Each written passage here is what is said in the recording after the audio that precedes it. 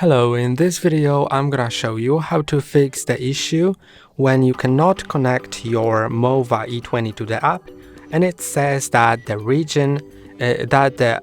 robot is not supported in your region.